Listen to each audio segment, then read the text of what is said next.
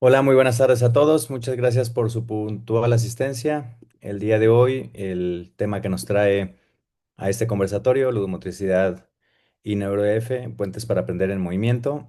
Tenemos dos invitados especiales. En un momento más se conecta nuestro otro colega. Vamos a empezar hablando de que este territorio del movimiento y el juego, junto con la ciencia o las ciencias que estudian el cerebro, convergen para transformar la manera en que entendemos y pues los especialistas ahora nos ayudan a facilitarnos el aprendizaje o facilitarnos cómo enseñar a los estudiantes. Vamos a dejar atrás esa idea de que la educación debe ser un proceso estático. Vamos a explorar estos dos pilares que son fundamentales y que actúan como puentes hacia un desarrollo cognitivo, más emocional, más físico, integral, como lo menciona la nueva escuela mexicana. Y bueno, pues la ludomotricidad y la neuroeducación son valiosos para las personas que están involucradas en los procesos de aprendizaje en sus diferentes ámbitos, en las diferentes ciencias. Este encuentro, con la evaluación y participación de dos especialistas, vamos a prepararnos para descubrir cómo, al poner el cuerpo en acción y activar el placer del juego, no solo aprendemos con mayor profundidad, sino también con más alegría. En algún momento la doctora nos ha explicado este tema de el disfrute de las actividades que tienen que ver un poquito con la conexión con el cerebro. Y bueno, pues vamos a darle la bienvenida en este momento a la doctora Citlali Torres, que es parte de la Benemérita Universidad Autónoma de Puebla. Hola Citlali, buenas tardes, ¿cómo estás?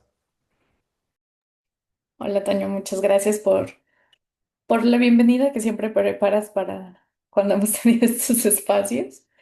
Em, bueno, muy contenta otra vez de tenerte como moderador y poder ahora dialogar con mi querido Héctor, que creo que ya está por aquí. Ok, muchas gracias. Y sí, bueno, pues también vamos a darle la bienvenida. Oigan, por favor, estamos en vivo, estamos en una plataforma. Esta plataforma tiene acciones, tiene expresiones y tiene reacciones. Por favor, pues un aplauso, bombos y platillos para la doctora Citlali. Por favor, digo, los aplausos inclusivos, como ustedes quieran, pero por favor aquí pueden reaccionar. Eso, bueno, pues ya vemos ahí los aplausos, ¿verdad?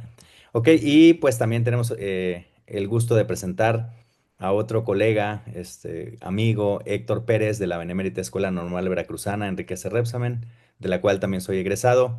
Hola Héctor, bienvenido, ¿cómo estás? Hola Antonio, buenas noches, muchas gracias a todos. Hola Citlali, buenas noches. Corriendo, como bien lo sabes, pero aquí andamos. Un gusto saludarlos y escucharlos. Vamos a platicar un poquito a ver qué sale. Muchas gracias. Bueno, pues ya que tenemos a estos dos especialistas, cada uno en su rama, he preparado una pregunta detonadora y vamos a empezar con Citlali, ya que la presentamos primero.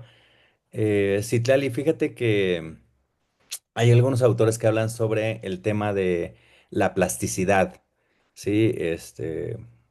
Tiene que ver con un poquito con el tema de la neurobiología del movimiento y el aprendizaje. Y desde la perspectiva de la neurociencia, tú nos puedes decir, por favor, o platicar un poquito cómo afecta el movimiento físico y el juego de la liberación de neurotransmisores y factores neurotróficos, y de qué manera esta actividad bioquímica específica mejora directamente los procesos de atención o memoria para el trabajo y consolidación de la información. Creo que es una pregunta bastante compleja de resolver, pero me gustaría irme como un poquito más hacia atrás sobre justo por qué es importante tener como esta perspectiva del movimiento desde un sistema o desde una mirada bioquímica, biológica, incluso médica en algún punto, pero creo que también tiene una intersección bastante importante con lo social, ¿no? Em, Creo que muchas de las veces el discurso ha partido em, desde, desde la comprensión del ser humano, desde muy social, o sea, desde la comprensión del ser humano y la construcción de su realidad y la motricidad y demás, desde lo muy biológico. ¿no?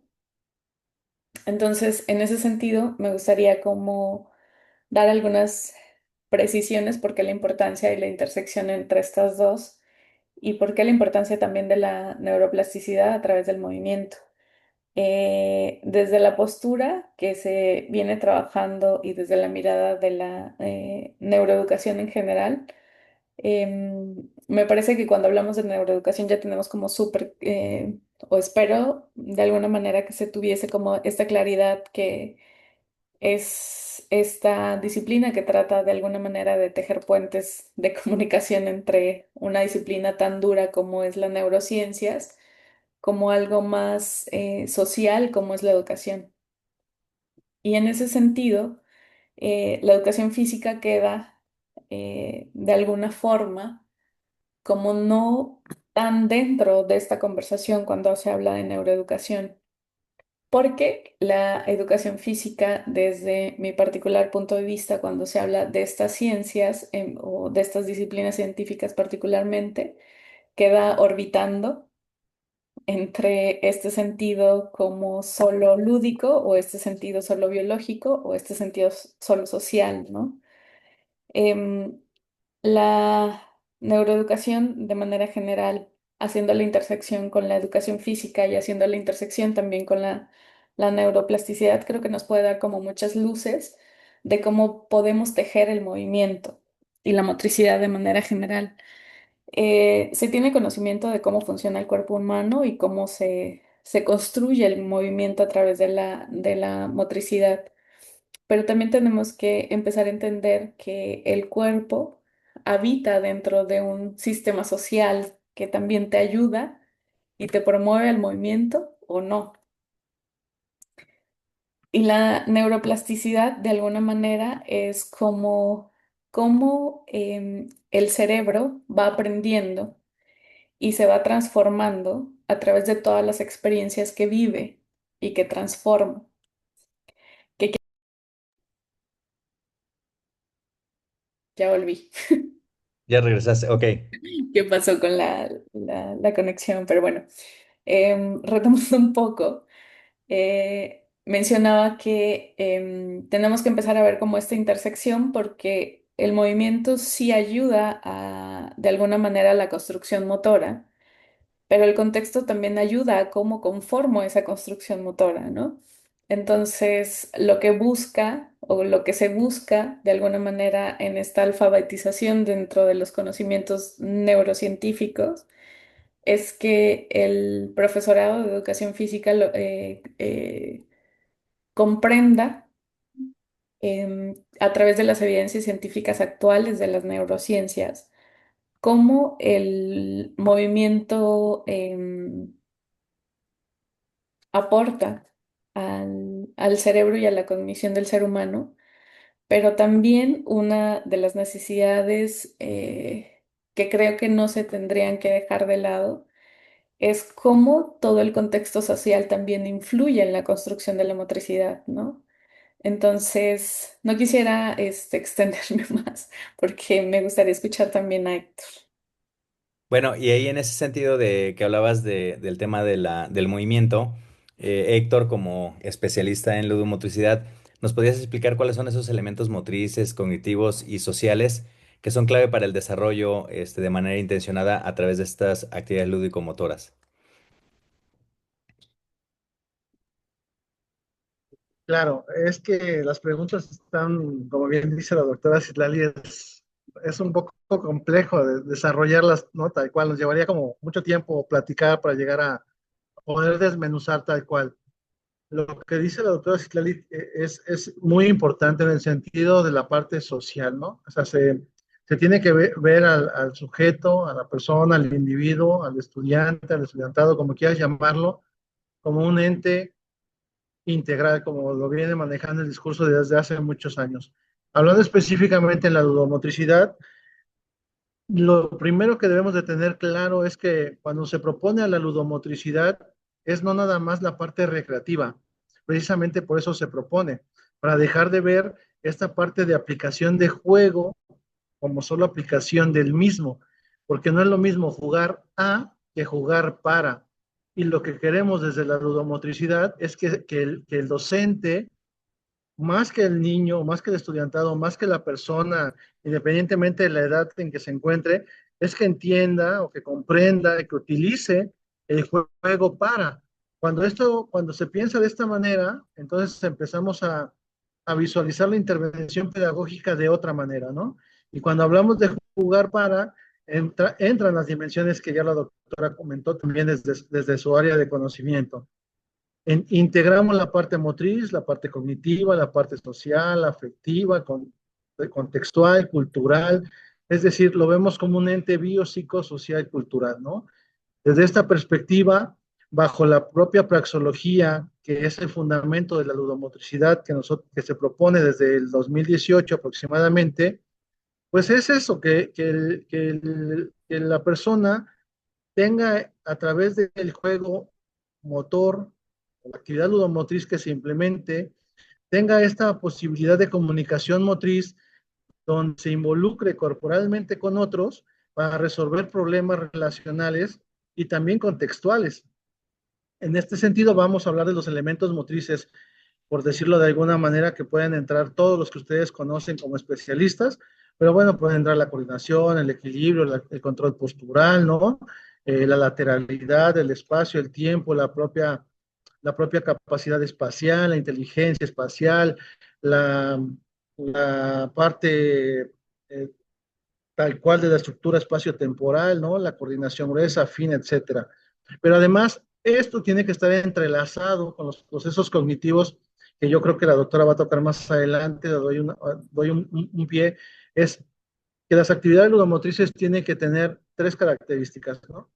Tiene que trabajar la memoria, la atención y la percepción para poder generar este aprendizaje que nosotros proponemos desde la parte cognitiva como un elemento esencial. Y obviamente, pues en la interacción social tiene que ver la cooperación, la empatía, la regulación emocional, ¿no? La autorregulación también del aprendizaje motor, que tiene que ver en el sentido definitivamente con la intención pedagógica que tiene la actividad lúdico-motora que el docente en turno haya seleccionado para favorecer N o Y contenido de acuerdo a su PDA, por llamarlo de alguna manera, ¿no? En este momento hablando de la parte escolar, pero hablando de la parte social, pues dependerá también qué quiera hacer, ¿no? ¿Qué está trabajando y con qué tipo de población está trabajando? Esa es la intención pedagógica que tiene la ludomotricidad. Y obviamente, pues las funciones ejecutivas, ¿no? Todas las funciones ejecutivas que la doctora Citlali va a hablar de ello en algún momento, ¿no? Pero bueno, en sí, estimado Yáñez, por la confianza y el tema que estamos trabajando, te voy a llamar Yáñez, Toño. ¿No puedo? ¿Sí se puede? ¿O te tengo que decir maestro, doctor? Adelante, Toño, está Ah, bien. Toño, está bien, perfecto, gracias.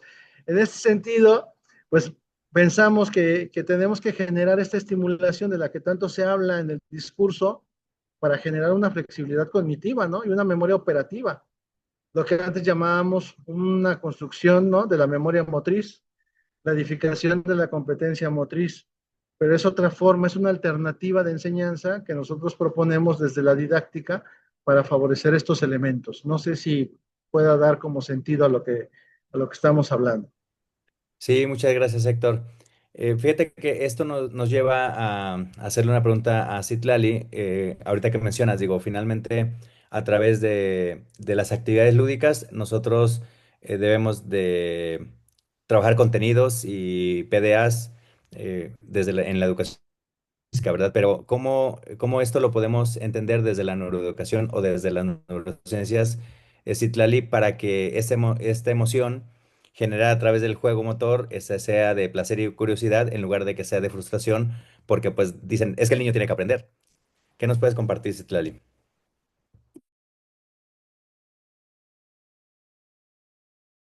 Tienes apagado el micrófono. Mencionaba que tenía como unas anotaciones acá porque quería hablar como de estos puntos centrales para para que podamos también empezar como a dialogar con estos términos específicos que nos llama o nos insta la neuroeducación para poderlo comprender en el quehacer educativo general, ¿no? Y una de las áreas como más importantes también en el desarrollo del juego, que era mucho de lo que hablaba Héctor ahora, es el papel del sistema límbico, por ejemplo, ¿no? Y dentro del sistema límbico tenemos un área muy fundamental que es la amígdala.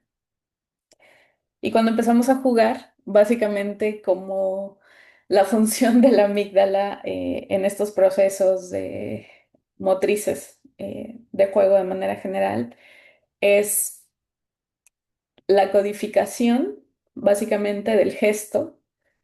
Y lo que se pregunta, para hacerlo un poco como más comprensible también, es, ¿este juego es seguro para mí? ¿No? ¿Es interesante para mí para realizarlo? ¿O es amenazante? Ujú.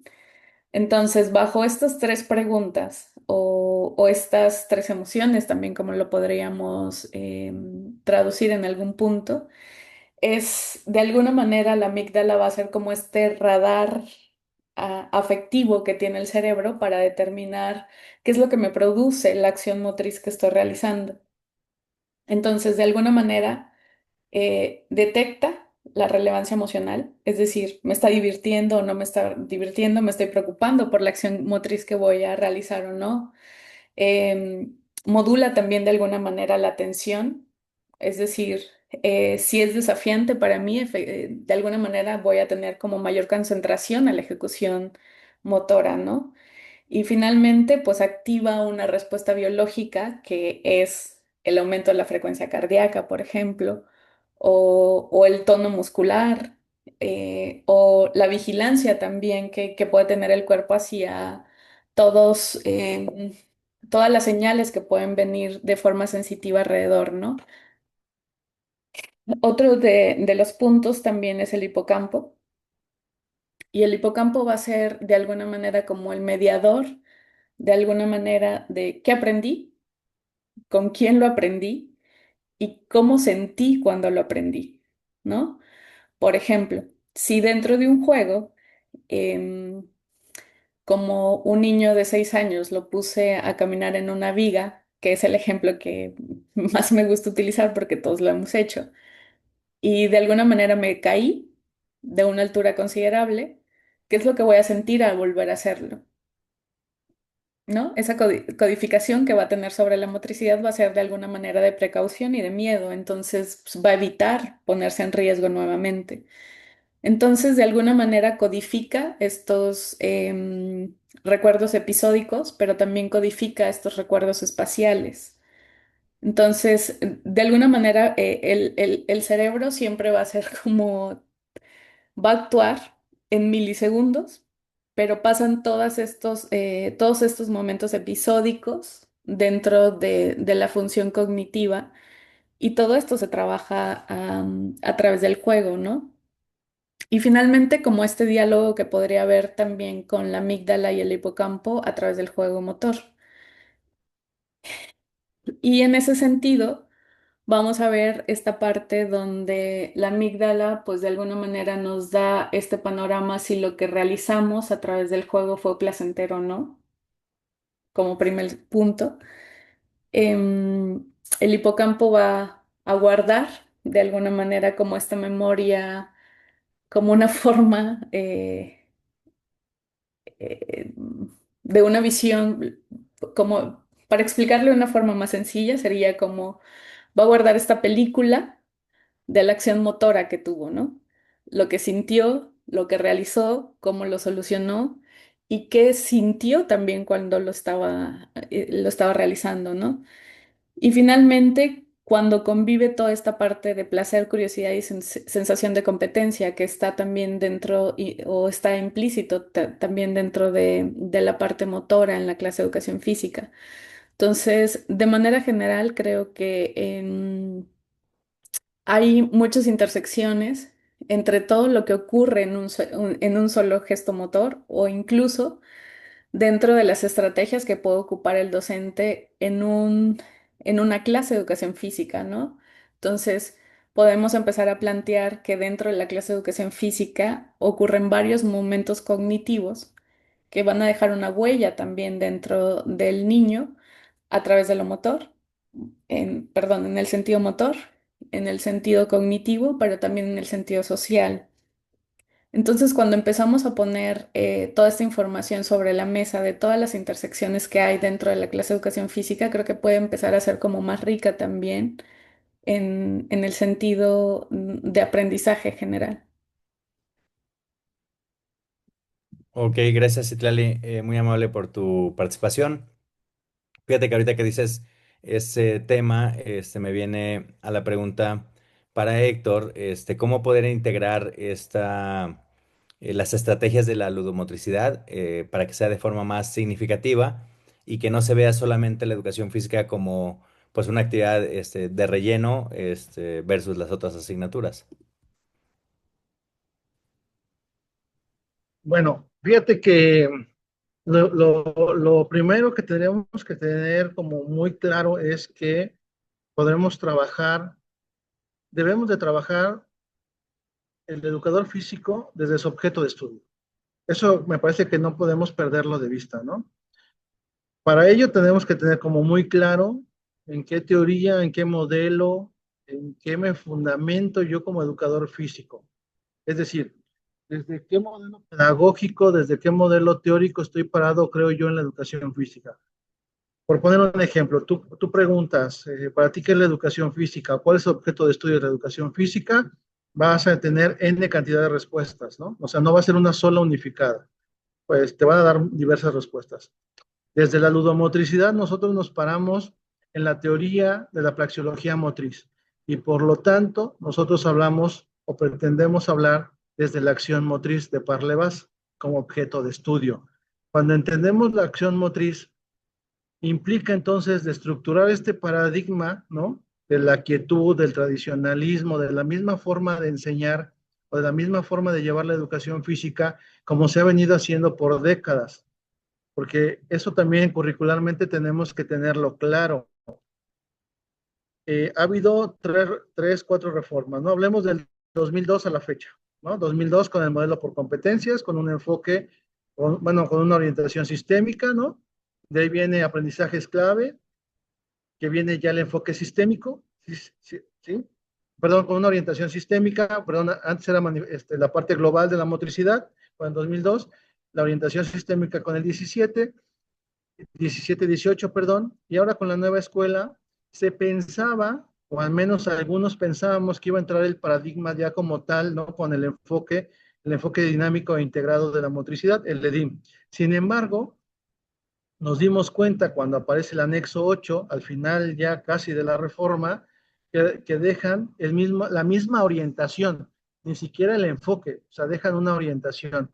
Y ahí es donde se tiene que empezar a destructurar el paradigma de la quietud, es decir, llamarlo de la quietud quiere decir, o quiero tratar de decir, que debemos de reconocer a nuestro cuerpo como mediador de conocimiento, no solo de movimiento, ¿no? Movimiento entendido desde la motricidad, obviamente, no desde el movimiento biomecánico, no desde la parte técnica, sino desde la parte de la motricidad entendido como un ente holístico al ser humano. De ahí viene entonces la pedagogía ludomotriz que ofrece este marco de poder trabajar transversalmente, pues de manera como ahora está seccionada por campos formativos, ¿no? Pero para trabajar por campos formativos tendríamos que conocer primero nuestra asignatura, como es la educación física, después conocer las artes, ¿no? Que están inmersas en el campo formativo, y la otra área que está dentro del campo formativo que siempre se me olvida, discúlpenme, si me pueden apoyar, por favor, porque unas son las artes, educación física, y la tercera es ¿Educación para la salud o educación socioemocional? educación Socioemocional. socioemocional, perdón. Cierto, Martín, gracias. La parte socioemocional, ¿no? Y si se dan cuenta, Citalia acaba de mencionar las tres en su discurso, pero obviamente entendiendo al ser humano, ¿no?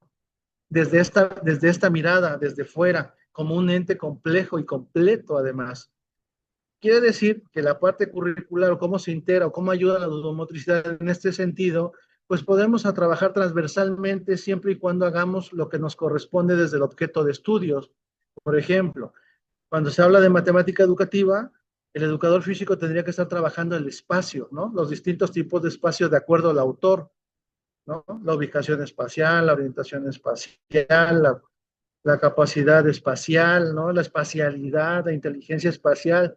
Debería de conocer ese tratamiento didáctico que va de la capacidad a la inteligencia espacial. Es un decir, hablamos de lo mismo del tiempo, hablamos lo mismo de la parte del ritmo, ¿no? Pero para ello, hoy precisamente tenía yo una charla con un gran amigo, con Arturo Guerrero Soto, y decíamos que las nuevas generaciones empiezan a desconocer la parte de la psicomotricidad, ¿no? Que la psicomotricidad, bien lo decía y bien lo saben, se veían de manera aislada estos contenidos.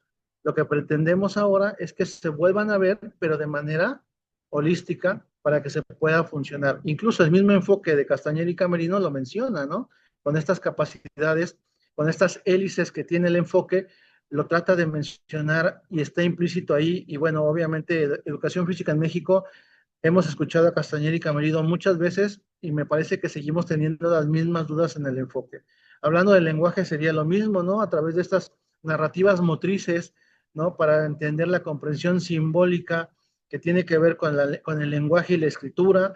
En las ciencias podríamos hablar de la exploración corporal, ¿no? Desde el pensamiento crítico, la indagación. Es decir, se puede trabajar siempre y cuando nosotros tengamos claro desde dónde estamos parados, cómo vemos la educación física y de ahí partir al diseño de situaciones motrices, hablando de Parlevas, o de situaciones de aprendizaje corporizadas, hablando de otra, o de, ¿sí me explico? O de situaciones motrices en general, o de la motricidad en general, o situaciones didácticas de aprendizaje, como lo quieran ver, pero sí tener claro desde dónde lo estamos viendo para que entonces se legitimice el conocimiento que estamos tratando de entender y podamos comprender a la ludomotricidad más allá de poner juegos por poner juegos, ¿no? O sea, rompemos la parte técnica de la aplicación del juego, porque recordarán a Parlevas decía que hay una lógica interna, ¿no? Y se centra en la lógica interna. Y cuando escuchan a los expertos, praxiólogos, hablan de la lógica interna, pero él también habla de la lógica externa que se deja de lado. La lógica externa tiene que ver con el contexto. Entonces, ahí es, Toño, donde entramos esta parte de favorecer las capacidades del estudiantado, pero también de poder favorecer el que anticipe acciones, el que adapte estrategias, el que resuelva conflictos motrices, ¿no? De que se habla de pensamiento estratégico, y los PDA lo mencionan, pero es muy complejo para los docentes nobles aprender a leer los PDA. Los que ya tenemos algunos años de servicio, pues los vamos como desmenuzando un poco más, ¿no? En el sentido de la práctica y la experiencia. Entonces, tendríamos que entender que el cuerpo, vivimos en un cuerpo, pero también trabajamos para el cuerpo y desde el cuerpo, ¿no? Y desde ahí somos sujetos en movimiento, hablando de movimiento desde la perspectiva de Sergio Bueno de la motricidad y de la relación, ¿no? Como bien lo menciona Miller, ¿no? Por decir a alguien, ¿no? En este caso, y obviamente, pues buscar una práctica reflexiva, no tan solo del docente, sino también del propio estudiantado. Gracias, Héctor. Fíjate que ahorita que mencionas este tema del proceso cognitivo y el movimiento en el cuerpo, a través del cuerpo y con este aspecto de la ludomotricidad, me surge una pregunta para Citlali. Digo, basándonos en la neuroeducación o las neurociencias, y cuando nosotros tenemos que diseñar una experiencia de aprendizaje, ¿verdad? Que debe involucrar mover el cuerpo, pero al mismo tiempo debe de aprender algo, ¿verdad? Posiblemente puede ser un concepto abstracto. ¿Cómo lo hace la neuroeducación o la neurociencia, Citlali?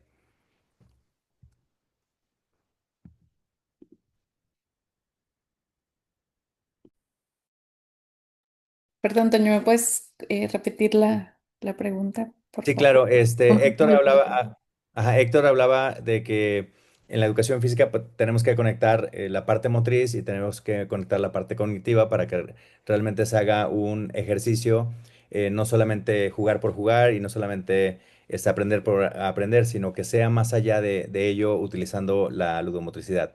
En este caso, desde la neuroeducación, cuando nosotros utilizamos o estamos buscando utilizar los principios de la neuroeducación, utilizar las neurociencias o todos los conocimientos que tienen de los estudios del cerebro, de cómo aprende, ¿verdad? Cómo podemos diseñar una experiencia que tiene que ver con involucrar el cuerpo y al mismo tiempo estamos aprendiendo un concepto abstracto de una representación que nosotros tenemos que hacer. Creo que hay como toda una estructura teórica del por qué se está pensando en la educación como se está pensando en la actualidad, ¿no? Eh, y esto tiene que ver como con muchas teorías que van más allá de lo educativo también y muchísimo más allá de la educación física, porque creo que socialmente la educación también ha tenido como ciertas formas de transformación que empiezan a complejizar también la forma en la que lo entendemos, ¿no? Y esto va como mucho en sintonía de lo que explicaba Héctor respecto a que empezamos a entender la educación anteriormente desde lo comunitario, hace- la educación desde lo comunitario, porque justamente se entendía que la educación transformaba los territorios, ¿no? Y entonces no se podía concebir de alguna manera la educación física fuera de él, sino, y no se concebía también la educación de manera general sin estar implícito dentro de los mecanismos territoriales en los que se intervenía. En el paso de los años creo que ha habido una transformación también de cómo se ha venido o cómo se ve la educación y mucha de la transformación se ha ido a un extremo completamente diferente. Y lo que se está tratando, creo que también con la nueva escuela mexicana, por lo que he estado analizando, es como volver nuevamente a lo comunitario, ¿no? Y a entender al sujeto como este sujeto colectivo al final del día.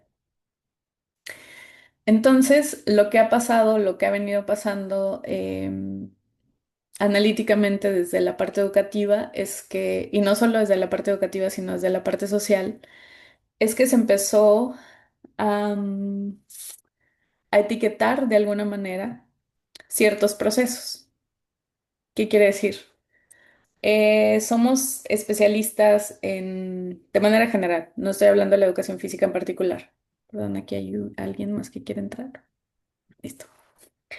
Em, Se empezó a seccionar de alguna manera, de tantas maneras la educación que ahora nos estamos complejizando nuevamente al cómo volver a armar la educación para verla como un todo nuevamente. No sé si me estoy explicando de alguna manera. ¿Por qué? Porque empezamos a ver la educación especial, empezamos a ver materias de inglés, por ejemplo, o las materias de español, o las materias de matemáticas, y empezamos a hacer como estas especializaciones muy concretas, y la clase de educación física por una parte y la alimentación por otra. Y se le empezó a dar tanta importancia a cada cosa o cada aspecto de una manera tan particular que se empezó a olvidar que todas estas particularidades parten de un todo, ¿no? Y entonces una de las líneas a la que se está volviendo a encaminar la parte educativa y particularmente lo que nos trae al centro también en la discusión desde la neuroeducación es que ahora tenemos que partir de proyectos colectivos e integradores. Ujú. Ya no se ve como esta parte de vamos a trabajar solo lo motor, sino sí trabajamos la parte motriz, pero trabajamos la parte motriz con un sentido, ¿no? Del por qué es importante moverme, por qué es importante la alimentación, por qué es importante esto, por qué es importante lo otro, pero en un sentido de colectividad y por qué a través de la educación física puede impactar también en otras áreas o en muchas áreas importantes de la vida en general.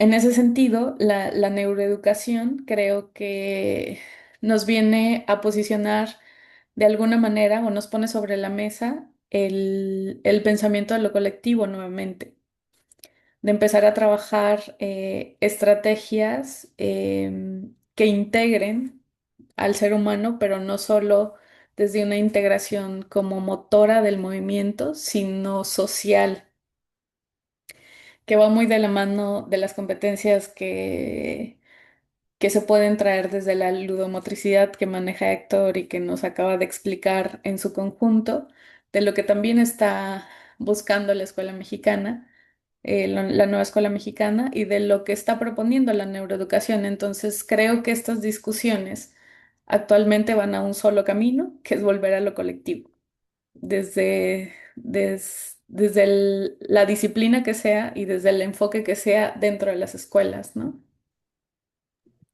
Gracias, Citlali. Y fíjate que ahorita que mencionas ese tema de lo colectivo, Héctor, ¿cómo desde la perspectiva de la ludomotricidad podemos utilizar ese juego libre, espontáneo, para que garantice el desarrollo de la creatividad y al mismo tiempo la toma de decisiones en colectivo, porque estamos dentro de una comunidad trabajando este tema de la educación física? Bien, eh, fíjate que perdón por la expresión, pero el juego, Toño, Citlali, Martín, Sandra y compañeros que nos escuchan, estamos aquí conectados. Si me permiten la expresión, el juego en su generalidad se ha manoseado, o sea, se ha malinterpretado la utilización del juego, ¿no? Obviamente hay varias corrientes y cada uno defenderá la postura. Yo no estoy defendiendo el juego, o sea, ni voy a defender el juego, pero me parece que esta mala interpretación, que desde mi perspectiva así ha sido, viene desde la reforma curricular del 2002 en escuelas normales y obviamente se empata con la reforma curricular del modelo por competencias en básica, que si mal no recordarán empezó en 2002 hasta 2009, con la famosa RIEP, ¿no? No sé si lo recuerden, donde el eje o la estrategia de la profesión, específicamente de educación física, lo mencionaba el programa, era el juego motor. Sin embargo, hubo una mala interpretación de esa aplicación del juego motor, porque si revisamos los planes de estudio, tanto de básica y de formación inicial, específicamente de la licenciatura, el juego motor se plasmó como una estrategia potenciadora, ¿no? Que dinamitaba las habilidades motrices en un primer momento de manera técnica. Es decir, que podíamos a través de la utilización y aplicación de juegos poder favorecer este desarrollo motor, hablando de solamente de desarrollo motor en ese momento, ¿no? En el estudiantado o en la población en general.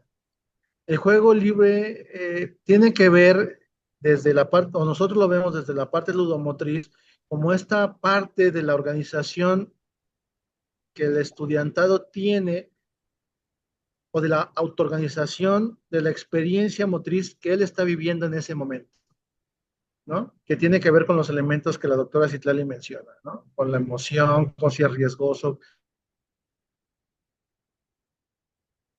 si me va, o sea, toda esta parte que entra, ¿no? Desde la amígdala para ver que sea significativo. ¿Qué lo hace significativo? Pues obviamente la intervención del docente, la intención del docente.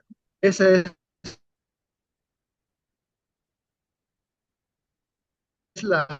una cita de Winnicott que todos lo hemos revisado. Desde 1971 lo dice, ¿no? El juego es una zona intermedia de experiencia donde el individuo despliega su creatividad y su sentido de existencia, ¿no? O sea, es realmente un potenciador de cualquier capacidad, hablando solamente de desarrollo motor, ¿no? En el campo ludomotriz, pues vamos a la parte ya de la identidad motriz, que tiene que ver con la parte de interacción, ¿no?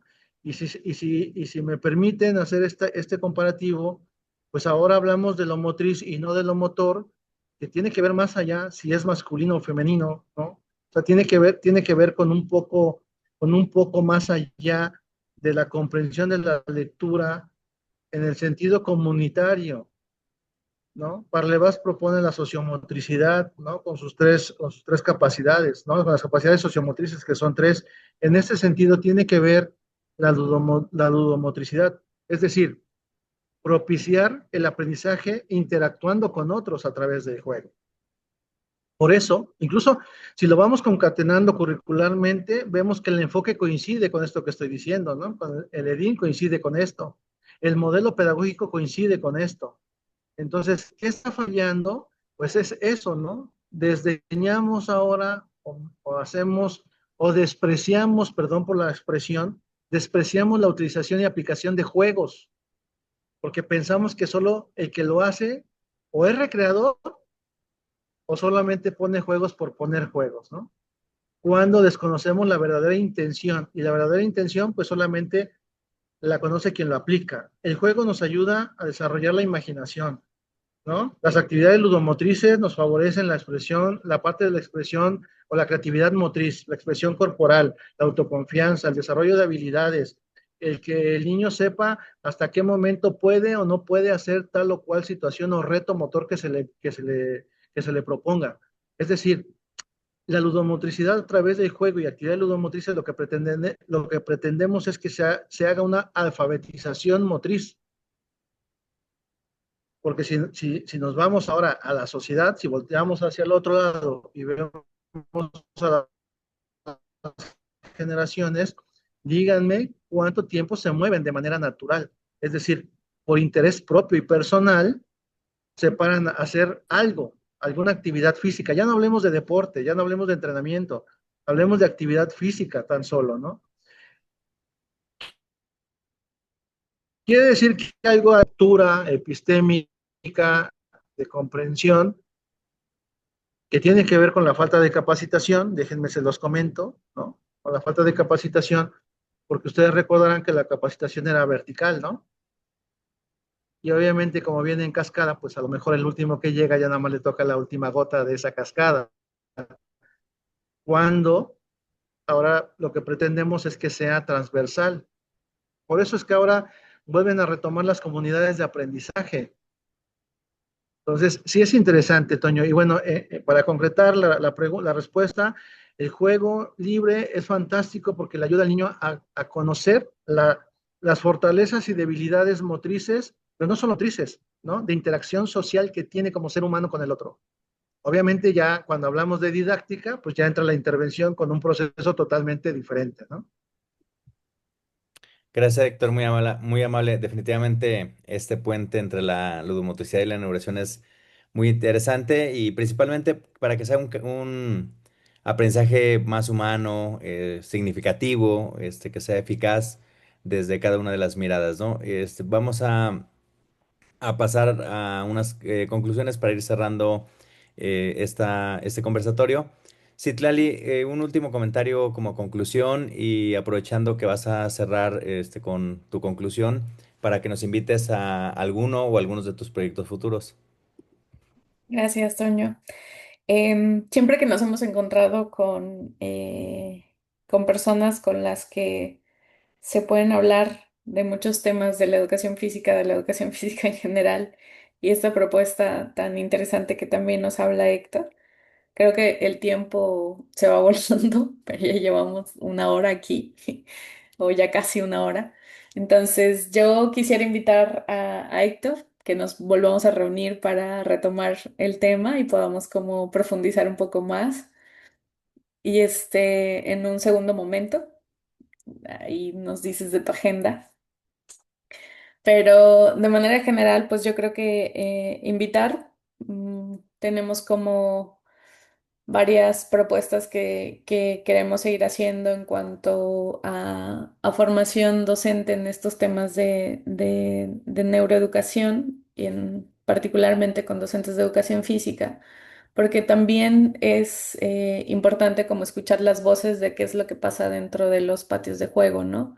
Entonces, la apuesta también académica, teórica que he estado como caminando durante los últimos años ha sido a través de la teoría crítica y la construcción del conocimiento a través de justamente las experiencias docentes y que básicamente la neuroeducación solo es como un pedacito de todo lo que se construye en colectivo y justamente a través de las comunidades de aprendizaje que bien comentaba Héctor y que mucho hemos dialogado aquí con Toño, que creo que al final del día el proyecto de NeuroEF va por ahí a generar como espacios de diálogo y aprendizaje, pero también aprendizajes a través de las experiencias de otros docentes y con las evidencias científicas que nos pudiera dar la neurociencias y la neuroeducación. Em, Dentro del chat dejé como la página de Facebook, que básicamente ahí es donde siempre publico cualquier cosa que estoy haciendo, cualquier producción académica también, y los conversatorios que vamos a seguir trabajando con la muy buena moderación de Toño y que esperamos tener nuevamente a Héctor, porque creo que también la parte rica de estos conversatorios son cuando empezamos con las preguntas, con los colegas que nos hacen el favor también de acompañarnos, ¿no? Entonces, pues que sigan viéndonos ahí en redes sociales para los futuros conversatorios que podamos tener. Gracias. Héctor, tenía una pregunta para la conclusión, pero mira, está levantando la mano Martín y tienes una pregunta también en el chat. ¿Cuáles son los criterios que deben tener en cuenta para diseños de experiencias de aprendizaje desde la ludomotricidad? Martín, ¿puedes abrir tu micrófono? Gracias, maestro José. Pues no precisamente para Héctor, cualquiera de los dos, si la quiere contestar, ¿sí? Es, es hipotética, ¿no? El docente A conoce las funciones del cerebro, aplica en su planeación la neurociencia en la sesión de aprendizaje de educación física. El profesor B no realiza su plano didáctico como siempre lo ha hecho. Ahora la pregunta es, ¿qué resultados consideras o consideran ¿qué obtendría el docente de educación física que aplique la neurociencia en la sesión de aprendizaje, ¿sí? En comparación de otro compañero que no aplica la neurociencia todavía, tanto en lo personal para el docente como para el resultado en las niñas y niños? Gracias. Gracias, Martín, muy amable. A ver, Héctor, nos dejaron una tarea bastante interesante, para investigación. Me gustaría que Citlali, sí, que Citlali hablara desde la parte de la neurociencia y yo complemento, ¿no? En la parte didáctica, ¿no? De construcción de desarrollo motor. ¿Te parece, Citlali? Ah, Yo creo que no me voy a salir de la línea que siempre he mencionado, que el alumno, la alumna en este quehacer educativo va a aprender con el maestro y sin el maestro. Una de las cosas como más importantes que quizás también valga la pena reflexionar es que el educador físico o la figura educativa del maestro pues ya no está en el centro de alguna manera, ¿no? Entonces, básicamente lo que tenemos que hacer o lo que podríamos esperar con la adquisición de todas estas visiones o estas propuestas que se pueden dar desde la neurociencia o la neuroeducación, es que quizás el docente pueda ser un poquito más crítico y más consciente de lo que está proponiendo dentro de los espacios educativos. Eso por un lado. Y lo otro es que una planeación consciente también a través de los conocimientos que pueda dar la neuroeducación va a hacer que el docente también tenga como más herramientas para hacer los diseños más aterrizados a la parte contextual. Y si el diseño de la clase está como más aterrizada de alguna manera a la parte contextual educativa, va a tener bastantes injerencias en la adquisición de saberes por la transversalización que existe entre lo educativo, lo neuroeducativo, lo colectivo y la comunidad, ¿no? Entonces, una de las cosas que me parecen fundamentales que podríamos esperar desde allí es que la transformación educativa vaya en el sentido de que las planeaciones tengan que ser leídas y aplicadas desde lo que sucede en las escuelas, no desde lo que viene en el currículum, porque pues al final del día el currículum es una guía de hacia dónde tenemos que dirigir la parte educativa. Pero lo que nos va a dar de alguna manera las luces más ciertas es cómo el currículum lo atravieso a lo que está sucediendo en la parte escolar, ¿no? En las escuelas. Y cuando el fin educativo se persigue desde ahí, creo que pueden haber más frutos de lo que se hace desde una planeación sin tomar en cuenta la parte contextual. Gracias, muy amable. Héctor, Sí, interesante, porque además, fíjense, hablando con la doctora Rosa María, directora de UPN, ¿no? Que dirigió también el modelo educativo actual, platicábamos en algún momento sobre esto y decía algo muy importante, ¿no? Aprendizaje es clave, siempre nos mencionaba el discurso que era para la vida, ¿no? Para la vida. Y la nueva escuela mexicana es desde la vida. En este sentido, entonces tendríamos que entrar primero a conocer la práctica social, o sea, qué prácticas sociales se realizan en el contexto donde se ubica mi centro escolar, ¿no? Hablemos de colonia, comunidad, la territorialidad que ellos llaman, ¿no? ¿Sí? ¿Estamos de acuerdo? Entonces, partiendo de ahí, obviamente, Martín, cuando hay un docente que se capacita, que se forma, que está en constante actualización, pues tiene gran ventaja, por llamarlo de alguna manera, con alguien que no lo hace. Primero, porque quien se está actualizando, por ejemplo, en este espacio que agradezco que ustedes hayan dado su tiempo y dejado a la familia y todo lo que tengan que dejar, seguro estoy que están transformando la práctica, que están repensando cómo están haciendo las cosas, ¿no? Que la intención pedagógica tiene que cambiar en ese sentido. Entonces, si yo les estoy diciendo que tiene que ser desde la vida, pues seguramente ustedes plantearán situaciones motrices, situaciones de aprendizaje pensados en ese sentido, que les sea significativo al estudiantado. Cuando se hablaba de que se tiene que planear partiendo del interés del estudiante, a eso se refería el discurso, ¿sí? O sea, que sea significativo. ¿Y cómo es significativo? Pues ya ustedes le leyeron a Ausler, ¿no? O sea, ya eso ya lo tienen claro.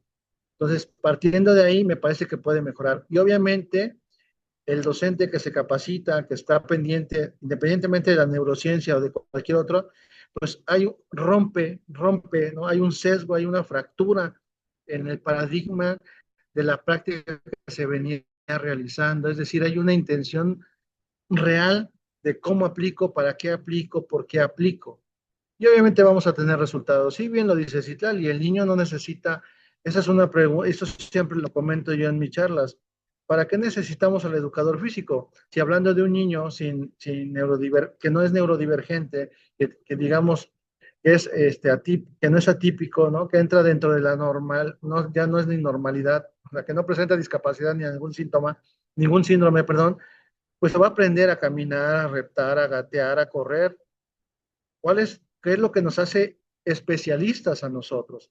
Me parece que ahí es ahí donde entra, Martín, esta parte de actualización. Hace unos días publiqué una columna en un periódico, en un diario digital, donde hablaba yo precisamente que el docente de educación física necesita especializarse.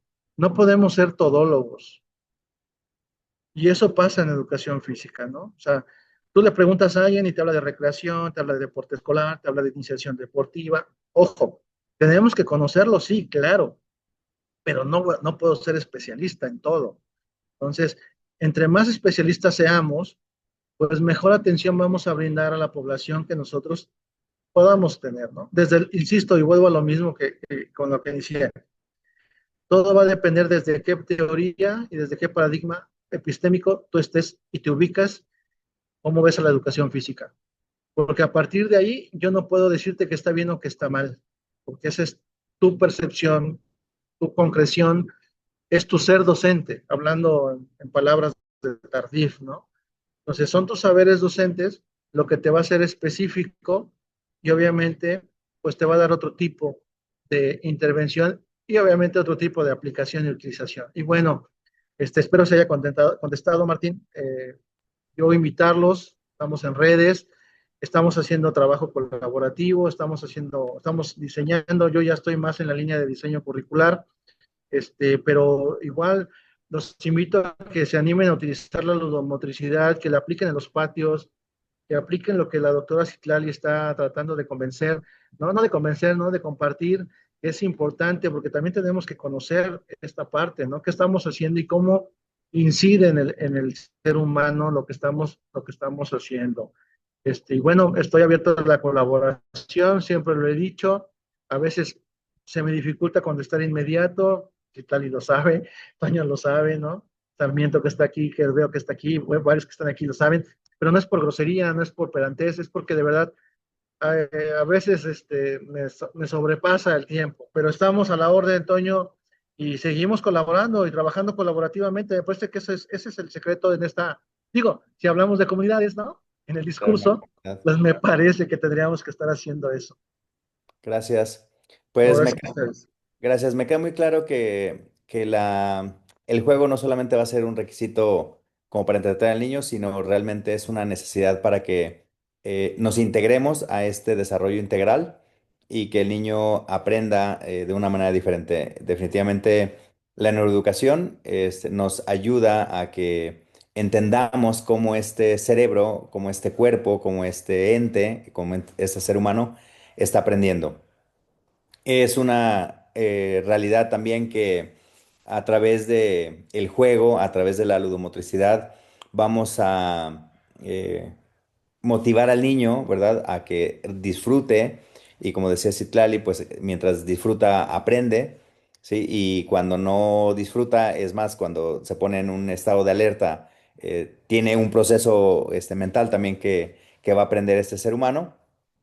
Pero bueno, todos estos procesos que se están dando desde la ludomotricidad y desde la neuroeducación como un puente para que el alumno aprenda a través del movimiento. Les agradecemos mucho la participación. Como les comenta la doctora Citlali, pues ahí dejó su red social. Por favor, Citlali, ¿podrías volver a compartir tu red social de NeuroF? Es para que te sigan los compañeros que están el día de hoy aquí. Y bueno, pues Héctor, si puedes dejar ahí en el chat un dato de contacto, una red social, el teléfono, el correo electrónico, porque hay preguntas, bueno, había una pregunta en el chat, a mí se me cerró el chat porque mi conexión estaba inestable, me tuve que mover, pero para que los compañeros que están el día de hoy aquí, con confianza, escriban, les voy a dejar por aquí mi dato, escriban, les voy a dejar el número de WhatsApp. Nos pueden escribir, si son de otra latitud, le ponen el +52 y ya aparece el WhatsApp, nos escriben y estaremos en comunicación. Y como dice Héctor, y lo mencionó Citlali hace un momento, vamos a hacer una comunidad o estemos trabajando desde la comunidad y para la comunidad, creando estas redes de comunicación y de contacto con cada uno de ustedes. Muchas gracias por su asistencia, su puntual asistencia. Citlali, gracias por tu experiencia en este tema de la neuroeducación. Héctor, muy amable por eh, participar en este llamado para hacer este vínculo entre la neuroeducación y la ludomotricidad. Y bueno, pues invitamos a los colegas. También le comentaba a la doctora Citlali que el próximo año, en enero, febrero, vamos a estar invitando a hacer investigación específicamente en los dos temas, en ludomotricidad y neuroeducación, para que ustedes se animen a participar con nosotros. Estaremos en comunicación y en contacto. Que todos tengan una excelente noche. Gracias por la participación a los que escribieron, a los que preguntaron. Gracias, Martín, por la intervención y que tengan todos una excelente noche. Citlali, un abrazo. Héctor, un fuerte abrazo. Gracias, amigo. Buenas noches. Estamos a la orden.